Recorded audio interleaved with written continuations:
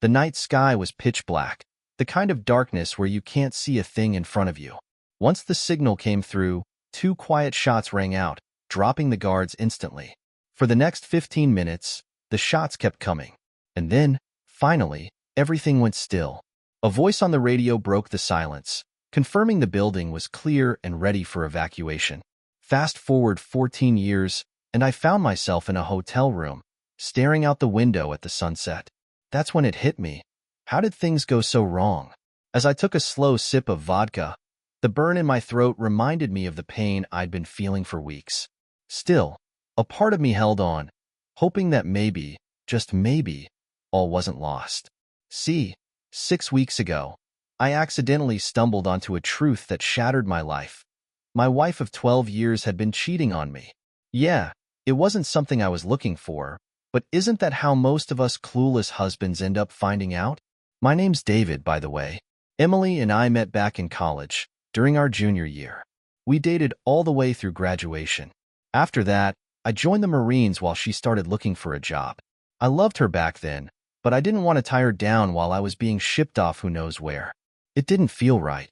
So, 5 years later, after my time in the Marines was up, I came back and landed a solid job with a big company in sales. My boss had been a Marine too, and he liked hiring military guys, probably because of the discipline we brought to the table. I quickly made a name for myself at work. Around that time, I decided to dip my toes back into the dating scene, and what do you know? I found Emily on one of those dating sites. She looked fantastic in her photos. Emily's not the type to turn heads like a supermodel, but trust me, she's got a body that gets attention. She used to be into modern dance back in college, so she's always been in shape. Standing at 5 feet 6 inches with those dancer legs, she's not overly muscular, but she's got curves in all the right places. Her long, rich brown hair and those deep brown eyes, man, that smile of hers always got to me. She had this innocent, girl-next-door look, but there was just enough heat there to keep things interesting. I didn't waste time signing up and sending her a message. It took her a week to reply, and when she did, she wasn't exactly thrilled.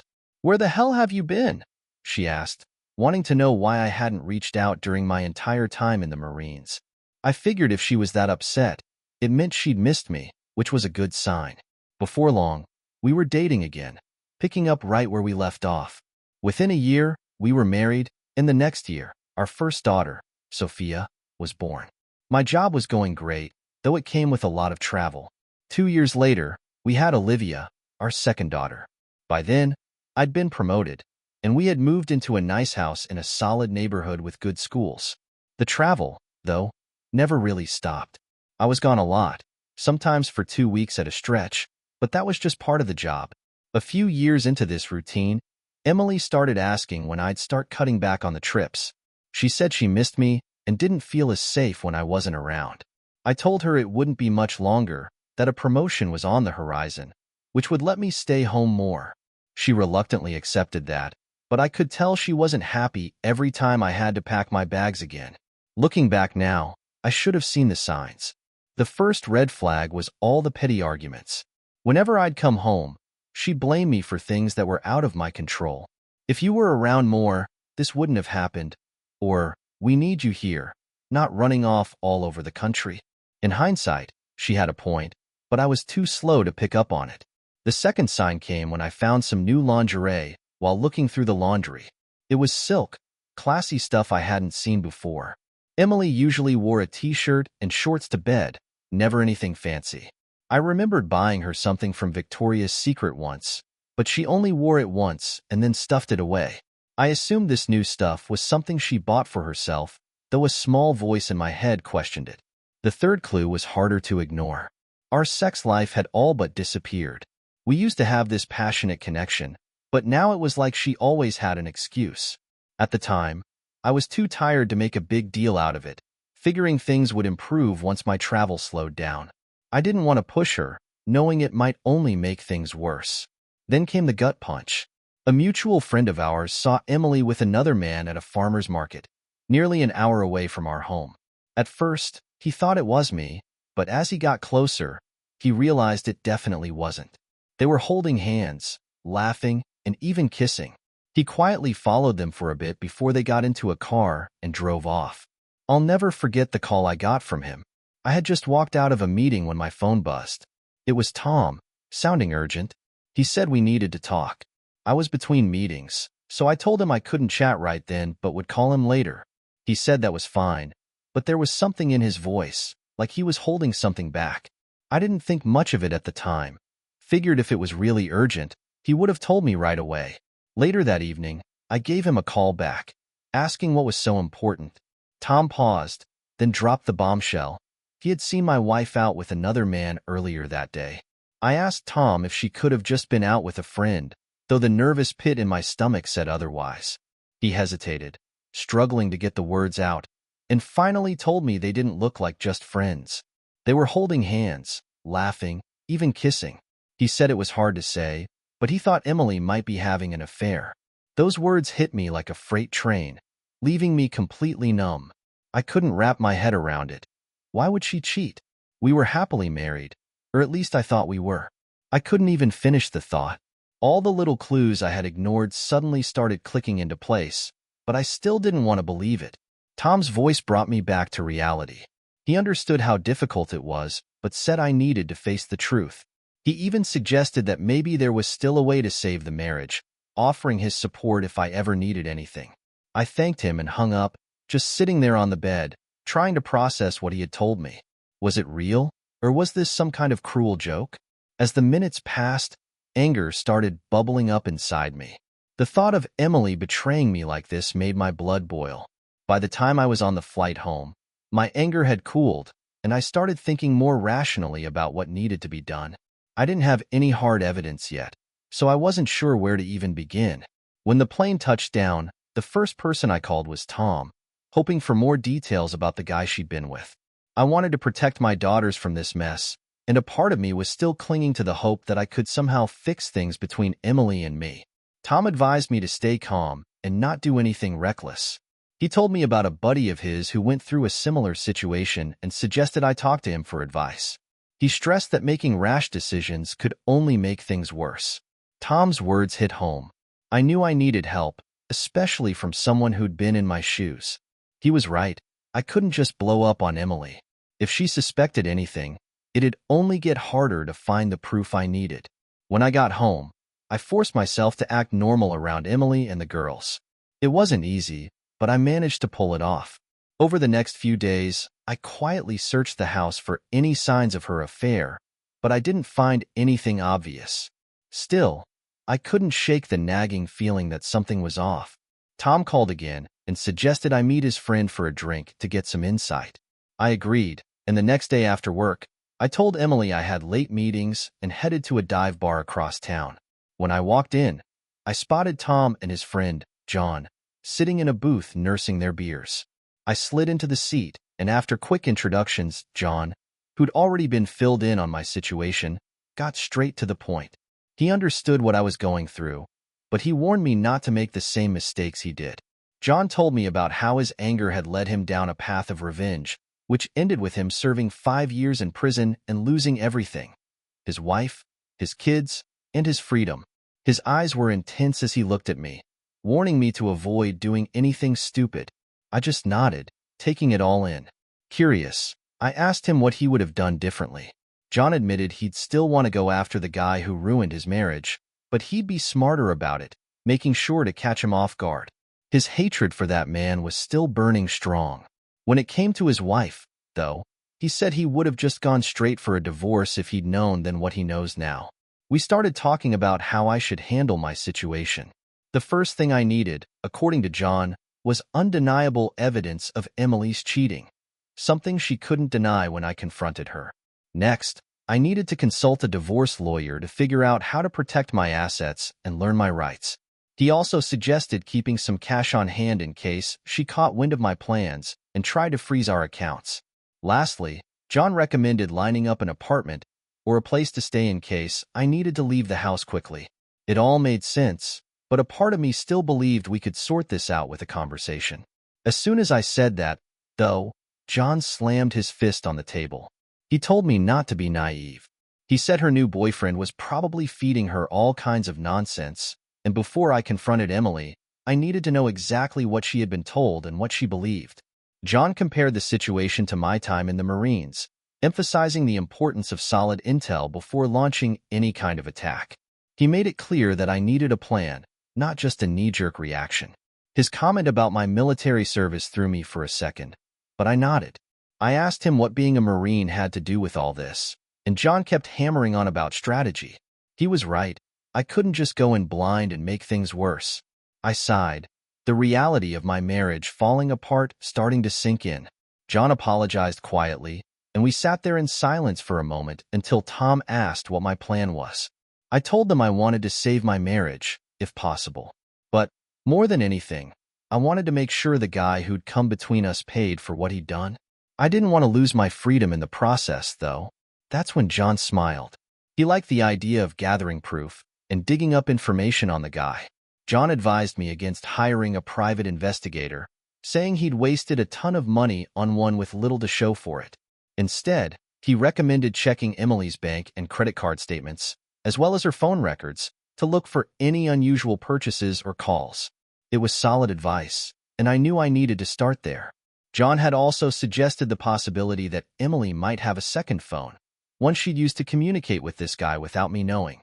He even went so far as to recommend setting up hidden cameras around the house to capture both video and audio of what was happening when I wasn't around. It made me uneasy, the thought of spying on my own wife like that, but I knew I had to see this through. If she was cheating, I was going to make sure she and her new lover paid for it. No way was I going to be the fool in all this. So, despite my discomfort, I agreed. I was determined. For the next hour, we kept discussing ideas, and I made mental notes of all the suggestions. One thing John emphasized was to keep quiet at work. Until I knew exactly who her lover was, there was too much risk of someone who knew my schedule tipping him off. John even told me that, in hindsight, he would have handled his wife's lover more discreetly. This only strengthened my resolve. I needed a plan to outsmart this guy, but first, I had to figure out who he was. The next day at work, I took a close look at my travel schedule for the upcoming month. I noticed I had a 2-day trip coming up. Not wanting anyone to get suspicious, I talked to my boss, James, and suggested extending the trip to a full week. He didn't ask any questions and gave me the green light without a second thought. That was the first step in my plan, creating the illusion I'd be away, but coming back early without anyone knowing. I used cash to buy a return ticket on a different airline, covering my tracks. Then, I went online and ordered several spy cameras and a decent camera with a powerful zoom and good low-light capabilities. That was part one of my plan. Uncover who this guy was and catch them in the act on video. I spent the rest of the day plotting out every detail. Planning was something I was always good at, one of the skills I honed in the Marines. But even with all the planning, I was still missing the most important piece of the puzzle, the identity of the man involved. Until I knew who he was, I couldn't trust anyone, not even James. I knew this would take time, but I was ready to wait.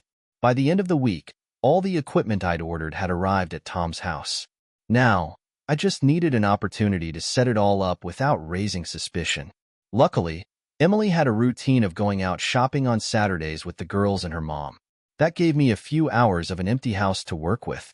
Once they left, I got to work, discreetly installing the cameras in key spots around the house. After a few hours, everything was set up and tested. I could monitor the live feeds remotely on my tablet or laptop, watching what went on in my own home when I wasn't there. Once the cameras were in place, I started looking for other clues. I checked the credit card bills for any unusual charges, then went through her closet to see if she bought any new clothes. Nothing screamed affair, but I did find a short red dress I'd never seen before. Emily never wore stuff like that around me, which made my stomach churn. The thought of her wearing it for another man ate at me. I didn't have solid proof yet, but that dress was enough to make me question everything. Needing to clear my head, I decided to go for a long run. 5 miles usually helped me sort out my thoughts. By the time I got back, Emily's car was in the driveway, and I could hear the girls' laughter as soon as I walked through the door. No matter what was happening between Emily and me, hearing my daughter's voices always brought a smile to my face. They ran out to greet me, and I scooped them up, trying to act like everything was normal. Emily came out of the kitchen, asked me about my run, and gave me a quick kiss on the cheek before sending the girls off to play. After dinner, pork chops, nothing out of the ordinary. I showered and helped put the girls to bed. Then Emily and I sat in the family room, watching TV, though my mind was miles away, thinking about what she might be up to when I wasn't around. The weight of it all was getting to me, so I called it an early night and headed to bed. In the bedroom, I noticed Emily had left her purse on the hope chest. I saw an opportunity and took it. I rifled through it, and sure enough, I found a cheap little cell phone I had never seen before. My heart sank. This was it, proof I couldn't ignore. I turned it on, copied down the number, and checked the call log. There was only one number that stood out, one I didn't recognize. I noted it down and turned the phone off, placing it back where I found it. Lying there in bed, the reality of her affair finally hit me.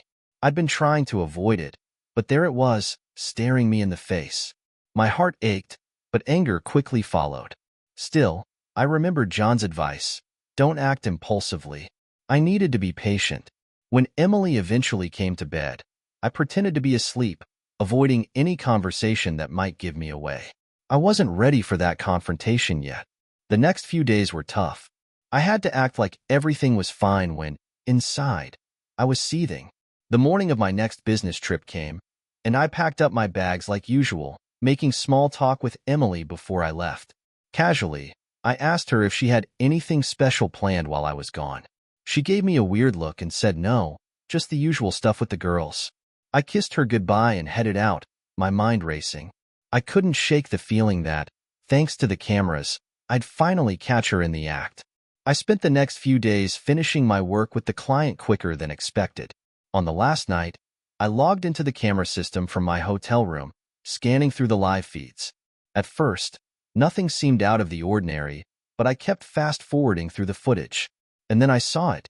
Emily was on that secret phone. My heart pounded as I rewound the video, watching her answer the call. I played it back at normal speed, bracing myself for what I might see next. The audio wasn't great, but I caught enough to make my blood boil. She was talking to someone, calling him baby, like she used to call me.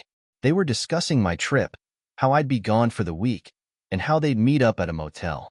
My stomach churned when I heard her laugh, and then she turned her back to the camera, making it impossible for me to catch the rest of the conversation.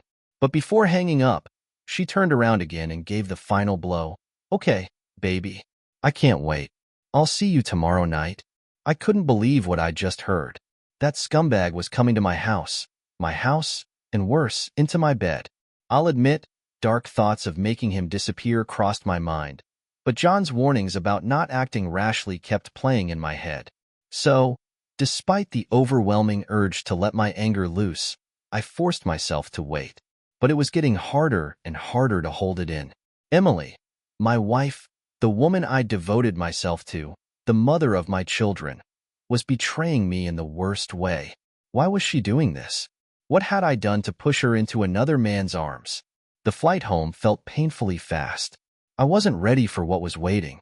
I checked into a hotel instead of going straight home, trying to buy myself more time to think. I knew tonight was the night he'd be there, and I had to see him for myself. Was he someone I knew? Someone from work? I needed to see his face to decide my next move. I didn't know what time he'd arrive, but I knew he was parking at the coffee shop a few blocks away from my house.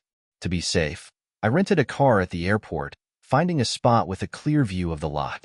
I brought my camera, double-checking the zoom to make sure I could get a close-up of his face and license plate from a distance. Around 9 p.m., a silver BMW M3 rolled into the lot. My pulse quickened as I started snapping pictures. The lighting was decent, and I got a good look at him.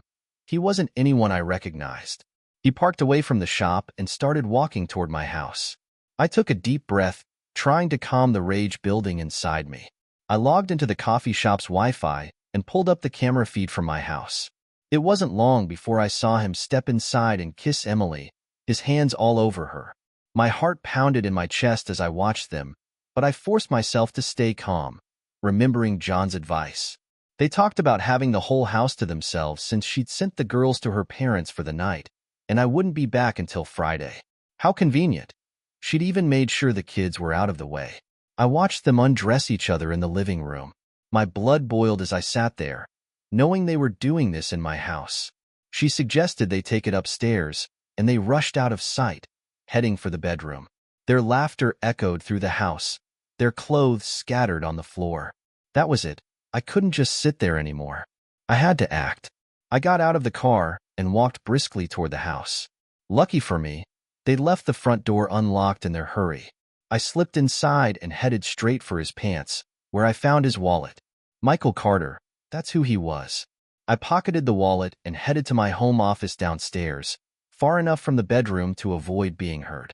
I powered up my computer and scanner and began copying everything from his wallet, driver's license, credit cards, all of it. I wanted every detail on this guy. After finishing, I returned the wallet to his pants and took a few pictures of their clothes spread out on the floor. Then, I started recording video with my camera, quietly making my way up the stairs. Their voices grew louder, and soon, I was standing in the doorway, unnoticed, as they were completely engrossed in each other. Emily was on top of him, in the classic 69 position, doing things she hadn't done for me in months. I filmed them for a few minutes, making sure to get clear footage, even though the hidden cameras weren't catching the best angles. It took every ounce of restraint not to grab something heavy and knock him out cold. John's words echoed in my mind, "Don't do anything stupid." So, instead of acting on my anger, I slowly backed out of the room and left the house. Driving back to the hotel, my head was spinning. I couldn't believe what I'd just witnessed, and the rage I felt scared me. I don't think I'd ever been this angry in my life. I called Tom, telling him what I had done and sharing the details I'd gathered. He acknowledged that I'd handled it as well as I could, but he was concerned about me being in the house again. He apologized for what I was going through and offered his support, saying he'd help in any way possible. I told him I needed to talk to someone, and I planned to ask John for a favor. Tom agreed to set up a meeting with John over the weekend. After the call, I tried to sleep, but it was impossible. My mind wouldn't stop racing, so I decided to go for my usual morning run to clear my head. It didn't help much, though. The anger and betrayal were still there, eating at me. After the run, I took a long shower and finally managed to nap for a few hours to make up for the sleepless night. Later, I returned the rental car and picked up my own, driving straight to the office to check in with James. I needed to cut back on my work travel, and that conversation couldn't wait any longer. When I got to James's office, I closed the door and laid everything out for him. I told him about Emily, how she wanted me home more, and how I needed to change my schedule. I sat there, waiting for his response, hoping he'd understand. James sat me down and told me the news I'd been waiting to hear. My promotion had finally been approved. The upside? I wouldn't have to travel nearly as much anymore. It should have been a relief, a weight lifted, but honestly, I couldn't feel it in the moment. My mind was completely consumed by the mess with Emily and her affair. James, always a sharp guy, noticed my distraction and asked if something was going on. I debated for a second, but I ended up confiding in him. I told him about catching Emily with her lover and how I had video proof of the whole thing.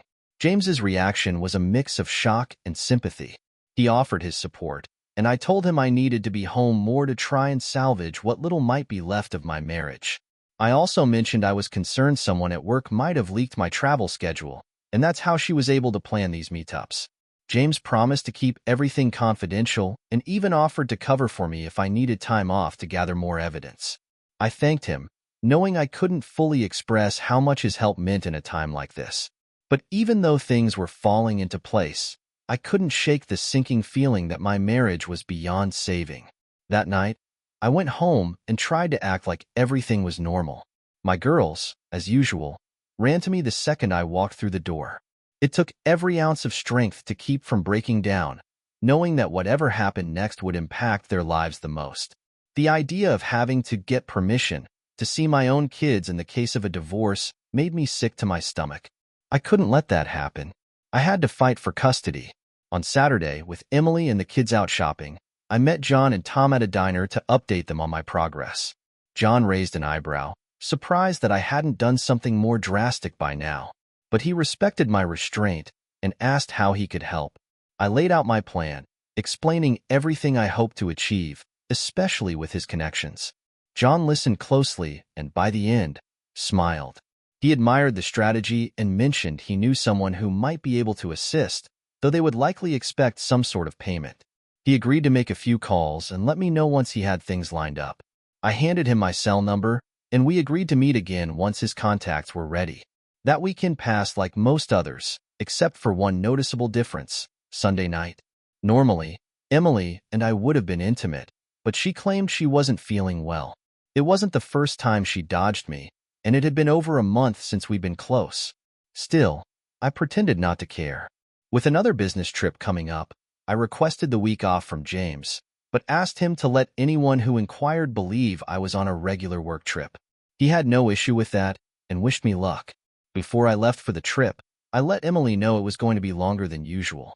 She wasn't happy about it. No surprise there. But I reassured her that soon enough, my frequent traveling would be a thing of the past. I even tried to joke about being home so much that she'd get sick of me, but she barely cracked a smile. She just sighed and asked me to call her when I arrived at my destination. Her distance made it painfully clear where things stood between us. It felt like the marriage was already over. I rushed out of the house before I said something I'd regret and headed to the airport. The meetings with the clients went smoothly, and I managed to wrap things up early, allowing me to fly home a day ahead of schedule. Throughout the week, I kept checking the cameras, hoping to catch something, but he didn't show up at the house again. However, I did see Emily on that secret cell phone of hers. I listened in on her conversation, and the more I heard, the clearer it became that I had the opportunity I'd been waiting for. Back at the office, the items I had ordered had arrived. Knowing Emily's routine, I had no trouble setting up one of them in her car without getting caught. She went to the gym 4 times a week, and I had access to her spare keys, so it was easy to place the device where she wouldn't notice. With that done, I decided to take things further and went to Michael's condo. His car was parked out front, so I knew he was home. I brought my camera and checked to see if I could spot him inside. To my surprise, I hit the jackpot. He wasn't alone. Another woman was with him, and they were all over each other, kissing and touching like a couple. I couldn't believe my luck. This was better than anything I could have planned for. I started recording them, making sure to get plenty of footage. When they eventually left together, I followed them at a safe distance. They stopped for lunch, which gave me the perfect chance to place another tracking device on his car. It was risky, but I managed to do it without being seen. Now, all I had to do was wait, and that was going to be the hardest part. Later that day, John called to tell me he'd made contact with someone who could help with my plan. We agreed to meet in my hotel room to avoid being seen together, considering the nature of what we were planning. When they arrived, John introduced me to Alex, a computer hacker with the skills I needed to move forward. We sat down, and I realized that everything was falling into place. The endgame was finally coming into view. Over the next hour, I laid out everything. How my wife had been sneaking around, the evidence I'd collected, and most importantly, my thirst for revenge against her lover. I showed Alex the wallet I'd swiped from the guy, going through the copies of the IDs and credit cards I'd gathered. Alex raised an eyebrow, clearly concerned about the legality of what we were planning. He didn't seem the type to take unnecessary risks without a good payout. "What's in it for me?" he asked bluntly. I thought about it for a moment and then offered him $5,000 in cash, half up front and the rest after the job was done. Alex agreed, but insisted on receiving half right away. With that settled, we turned our attention to the next phase. The goal was to break into Michael's condo, access his computer, and dig up anything that could further bury him.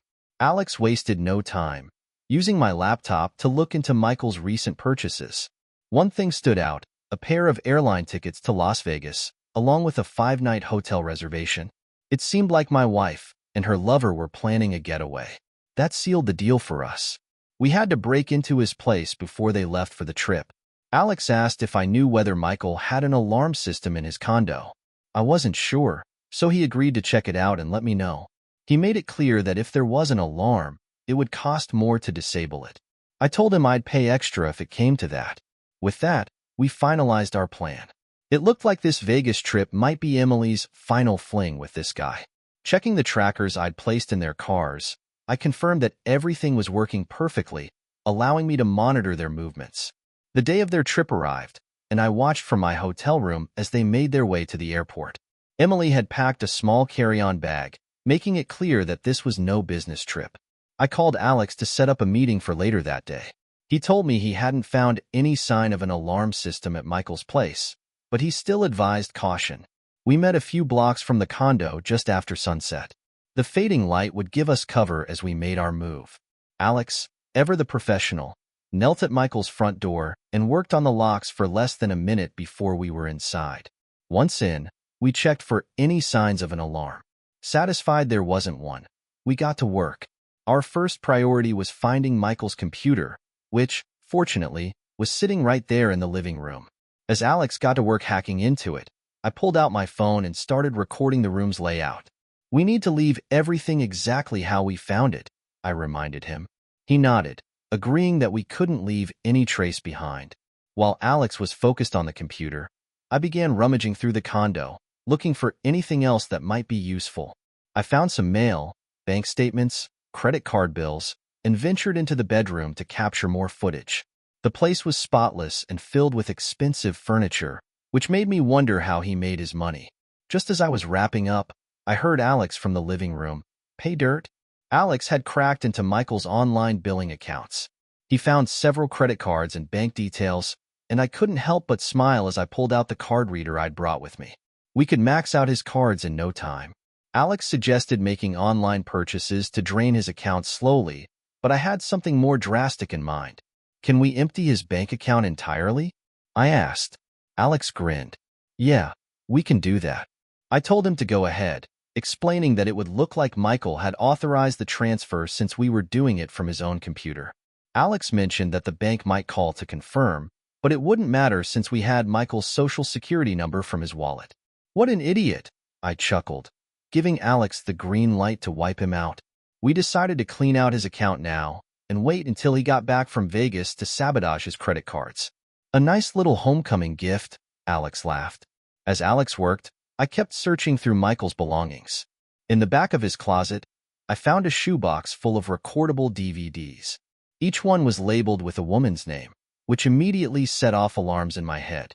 I dumped the contents onto the bed and started flipping through them. It wasn't until I found one labeled Emily that my stomach turned.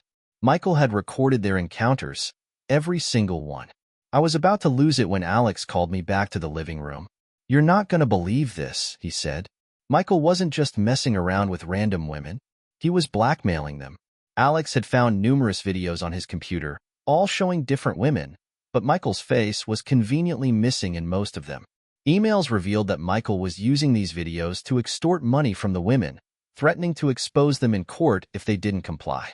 He was specifically targeting married women with children, preying on their fear and vulnerability. My rage flared again, but I kept it in check. "Is everything on his hard drive?" I asked. Alex shrugged. "Hard to say, but those DVDs might be the only copies." I decided to take the DVDs and keep searching for any backup drives. After a bit more digging, Alex found a hidden backup drive. I told him to make a full copy of everything and then wipe the laptop clean. Our plan was falling into place. We were going to destroy Michael's life, bankrupt him, ruin his blackmail scheme, and expose him for the scumbag he was, all while making sure he never saw it coming. Over the next hour, I explained Emily's affair and my plans for revenge against her lover, Michael. I showed Alex the copies I'd made from Michael's wallet, including his ID and credit cards. Alex, concerned about the legal risks, asked what was in it for him. After some thought, I offered him $5,000, half up front and the rest after the job. Alex agreed, and we shifted our focus to the next step, breaking into Michael's condo to access his computer and gather more dirt. Using my laptop, Alex found something significant. Michael had bought 2 tickets to Las Vegas and reserved a hotel for 5 nights. This meant Emily and Michael were planning a getaway. Alex asked about an alarm system at Michael's condo, and though I wasn't sure, he agreed to check it out. If an alarm was present, the cost would go up. I double-checked the trackers I'd placed in their cars to ensure everything was working. Emily and Michael soon left for the trip, giving us the green light. That evening, I met Alex near Michael's condo. Alex worked quickly, picking the lock in under a minute. Inside, we searched for an alarm system but found none. Alex set to work on Michael's computer while I recorded a video of the condo's layout to ensure we left no trace. As Alex cracked into Michael's accounts, I searched the bedroom, finding high-end furniture and mail, including bank statements and credit card bills. Then, I heard Alex call from the living room. Pay dirt? Alex had accessed Michael's financials, including multiple credit cards and bank details. He suggested slowly draining the accounts to avoid suspicion, but I had a more aggressive plan. Can we empty his bank account now? I asked. Alex grinned and confirmed it could be done from Michael's computer, making it look legitimate. We even had Michael's social security number, which I'd taken from his wallet, to smooth things over with the bank. Alex began the process of wiping out Michael's accounts while I continued searching the condo. In the back of Michael's closet, I found a shoebox full of DVDs. Each was labeled with a woman's name. One name caught my attention, Emily. Michael had recorded their encounters. My stomach turned. As I processed this sickening discovery, Alex called me back to the living room. It turned out Michael wasn't just having affairs. He was blackmailing women. Alex found a series of emails and videos where Michael threatened to expose these women in court unless they paid him off. He targeted married women with children, preying on their vulnerabilities. I asked if all the videos were stored on Michael's hard drive. Alex wasn't sure, but he suggested that the DVDs might be the only copies. We decided to take the DVDs and found a backup drive that Alex copied. I instructed him to wipe Michael's computer entirely. The goal was clear. We were going to destroy Michael financially, legally, and personally. Before leaving, I told Alex I wanted to inform the women Michael had blackmailed that they were no longer in danger. Alex agreed to set up an anonymous email account from Michael's computer so I could contact them. We did one final sweep of the condo, made sure everything was in place, locked up, and left. Back at the cars, I gave Alex the rest of his payment. We shook hands, and he assured me he'd be ready for the next phase. With that, he drove off, and I returned to my hotel room to continue planning. I called my in-laws to check on my daughters. My father-in-law answered and mentioned Emily's weekend trip with friends, which confirmed he had no idea about her affair. I played along, acting like I hadn't spoken to Emily, and thanked him for watching the kids. Next, I called our house, knowing Emily wouldn't be there, and left a message. After an hour passed with no response, I called her cell and left another message, pretending to be concerned about her safety. 15 minutes later, Emily called me back. She sounded tense, asking if everything was okay. I reassured her, explaining that I had taken the girls to my parents' house. Sensing her nerves, I suggested a night out when I returned. She dismissed the idea, saying she was tired. I teased her a little, trying to make her uncomfortable, but she cut the conversation short, claiming she wanted to sleep. I didn't sleep well that night, my anger resurfacing. I woke up early and went for my usual morning run, trying to clear my head. Afterward, I checked in with the office, but everything was under control. Then I got a call every parent fears. Sophia had been injured at school and was taken to the hospital. I rushed to the hospital, but not before leaving a message for Emily, telling her if she didn't call me back in 15 minutes, I would call a divorce lawyer. An hour later, Emily finally called. I rejected the call and stayed with Sophia as the doctor set her arm in a cast. She was crying for her mother, and I didn't know how to comfort her. Once Sophia was settled at my in-laws, I called a divorce lawyer and scheduled a meeting for the next day. Emily called again, and this time I answered. She sarcastically asked if I'd won big in Vegas, then dropped the bombshell. She had spoken to a lawyer and threatened to use the video of me and Michael together to gain full custody of the kids. Through gritted teeth, I reminded her how our daughter had cried for her while she was off with her lover.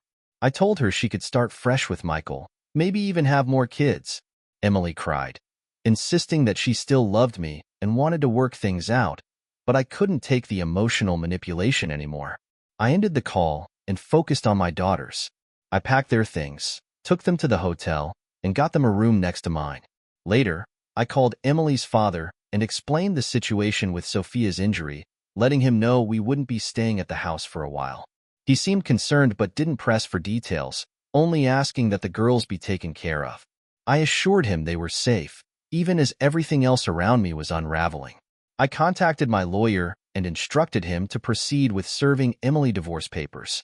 Next, I called John and told him to unleash chaos on Michael, max out his credit cards, drain his bank accounts, and ruin his credit. Later that night, Emily called me, crying. I ignored her at first, but after a text pleading for me to answer, I finally did. Through her tears, she revealed that Michael was blackmailing her, threatening to release videos of them from Vegas. I responded coldly, reminding her that she had brought this on herself by betraying me. I hung up, knowing she had to face the consequences of her actions alone. She chose her path, and now she'd have to deal with it. With the decision to end things with Emily made, I needed to handle Michael. I called John again and told him the divorce papers were in the works, but in the meantime, I wanted to protect my assets by moving my money offshore. John seemed a little skeptical but trusted my judgment. We arranged to meet at a dive bar later that evening, where we spent a couple of hours discussing our next moves. Before we parted ways, I handed him an envelope thick with cash and shook his hand. Over the next few days, Emily kept calling, but I ignored her. I wanted her to feel the same pain she had caused me. On Friday evening, I received the call I'd been waiting for, a video call. I answered, and there, tied to a chair and beaten bloody, was Michael. A voice in the background spoke to him, addressing Michael's recent trip to Tijuana and how exhausting it must have been. The voice hinted at his financial ruin and how his current predicament would allow him to hide from the banks. They casually mentioned someone named Diego and his special stew, adding a sinister undertone to the whole situation. The speaker explained that while they could have pursued legal action for alienation of affection, they chose not to bother. Instead, they left Michael in the hands of a man named Mr. Garcia. I watched Michael's eyes fill with terror as he realized the fate that awaited him. That was the last time I saw him. He was still alive when they lowered him into a large blue drum filled with Diego's special mix. No one ever heard from Michael again, and no one asked. To me, that was a good investment. 7 months later, I was a free man. I gained custody of my daughters and got to keep the house until they both turned 19, at which point we'll sell it and split the profits. There was no alimony or child support. I wanted nothing from Emily. She has visitation rights, but I keep my distance, dropping the girls off at her place and driving away without saying much. A year later, I started dating Sarah, who was once Olivia's schoolteacher. The girls, especially Olivia, seem to like her more than their mother. We're taking things slowly, and I haven't made any decisions about marriage yet. For now, I'm enjoying my newfound freedom and focusing on my daughter's happiness, building a life without the weight of Emily's betrayal hanging over me.